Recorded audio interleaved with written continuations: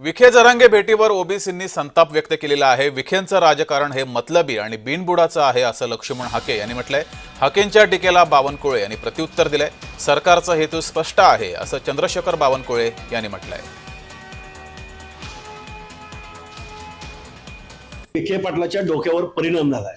हा माणूस आता जरांगेची भाषा बोलतोय।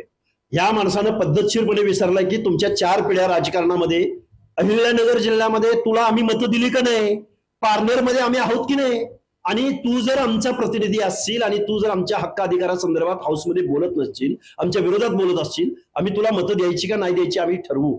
आणि विखे नावाचा माणूस बिनबुडाचा लोटा आहे। हा कधी काँग्रेसमध्ये मंत्री असतो, कधी शिवसेनेत मंत्री असतो, आता भाजपमध्ये मंत्री आहे। तो आहे कुठल्या नक्की विचाराचा?